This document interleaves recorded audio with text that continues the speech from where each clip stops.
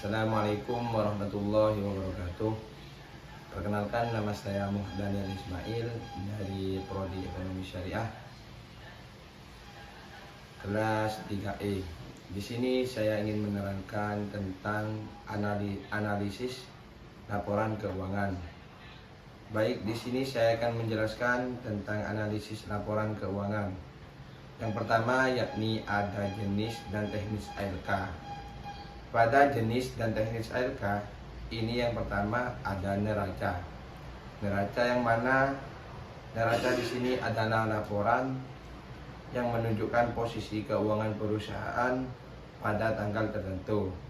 Nah, arti dari posisi keuangan dimaksudkan adalah posisi jumlah dan jenis aktiva dan pasiva suatu perusahaan. Dan yang kedua yakni ada laporan laba rugi. Nah, laporan laba rugi, pada laporan laba rugi di sini merupakan laporan keuangan yang menggambarkan hasil usaha perusahaan dalam satu periode tertentu.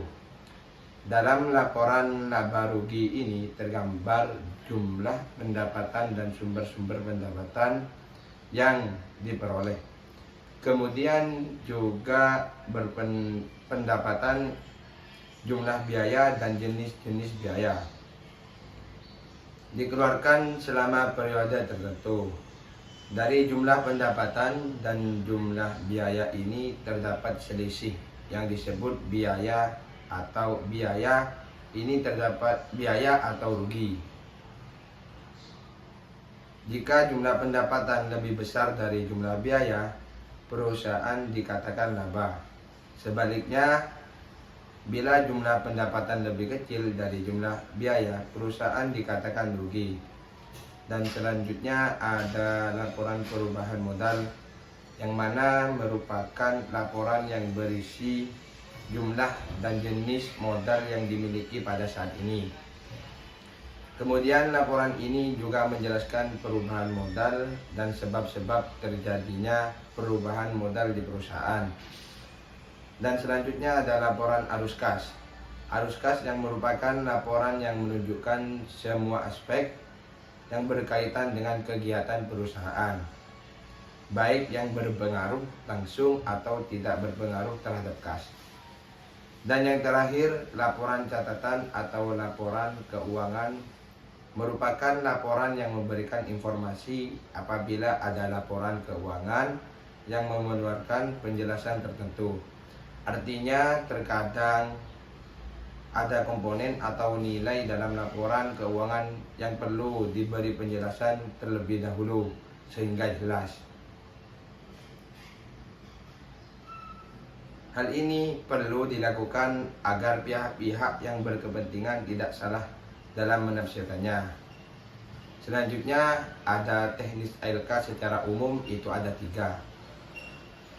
Yang pertama yakni ada analisis vertikal, merupakan analisis yang dilakukan terhadap hanya satu periode laporan keuangan saja.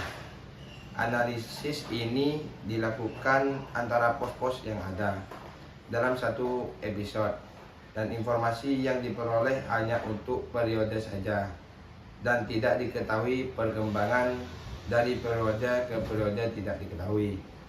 Selanjutnya yang kedua ada analisis horizontal, yang merupakan analisis yang dilakukan dengan membandingkan laporan keuangan untuk beberapa periode.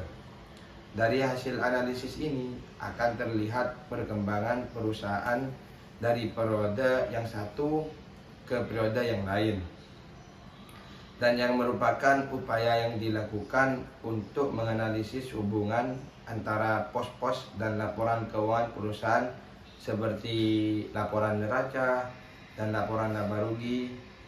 Analisis rasio dilakukan dengan membandingkan pos-pos tersebut secara kuantitatif. Yang selanjutnya yakni ada cabang likuiditas.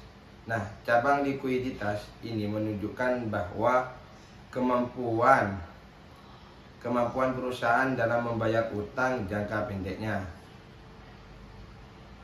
Nah, selanjutnya ada yang namanya cabang solvabilitas, di mana cabang solvabilitas ini untuk mengukur kemampuan perusahaan dalam membayar utang atau kewajiban jangka panjangnya.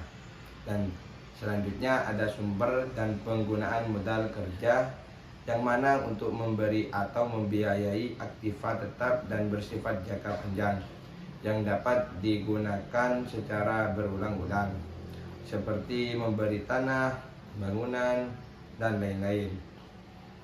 Selanjutnya ada yang namanya cabang aktivitas, yang mana cabang aktivitas ini mengukur seberapa efisien perusahaan menggunakan asetnya untuk menghasilkan pendapatan dan uang tunai. Dan di sini juga ada yang namanya cabang profitabilitas, yakni untuk mengukur kemampuan perusahaan dalam menghasilkan keuntungan atau laba dari pendapatannya.